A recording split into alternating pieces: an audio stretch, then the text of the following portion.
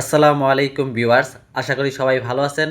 Financial report কাউন্সিলে intern সংশোধিত নিয়োগ বিজ্ঞপ্তি প্রকাশিত হয়েছে।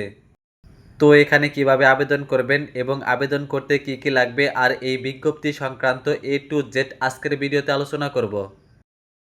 এখানে বাংলাদেশের সকল জেলা থেকে ছেলে এবং মেয়ে উভয়ই আবেদন করতে পারবেন।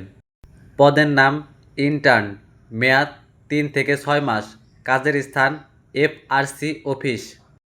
এখানে আবেদনের শুরুর তারিখ 3/5/2026 তারিখ এবং আবেদনের শেষ তারিখ 20/5/2026 তারিখ।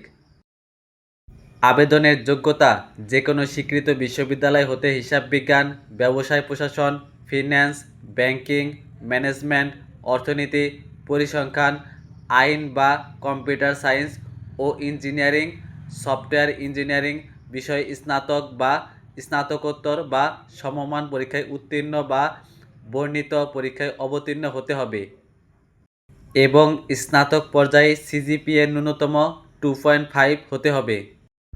যারা এখানে আবেদন করতে চাচ্ছেন তারা এই ওয়েবসাইটে গিয়ে অনলাইনে আবেদন করতে পারবেন। এই ওয়েবসাইটের লিঙ্ক আমি ডেসক্রিপশন বক্সে দিয়ে দিয়েছি, চাইলে ওখান থেকে সরাসরি আপনারা এই লিঙ্কে চলে যেতে পারবেন। মৌখিক পরীক্ষার সময় যে কাগজপত্রগুলো সাথে নিতে হবে সেগুলো হলো সর্বশেষ শিক্ষা প্রতিষ্ঠানের প্রত্যয়নপত্র, স্নাতক বা স্নাতকোত্তর পরীক্ষার সনদপত্র, জাতীয় পরিচয়পত্রের ফটোকপি এবং পাসপোর্ট সাইজের 2 কপি ছবি। তো এই বিজ্ঞপ্তির বিষয়ে আপনাদের যদি কোনো প্রশ্ন থাকে তাহলে তা কমেন্টে অবশ্যই জানাবেন।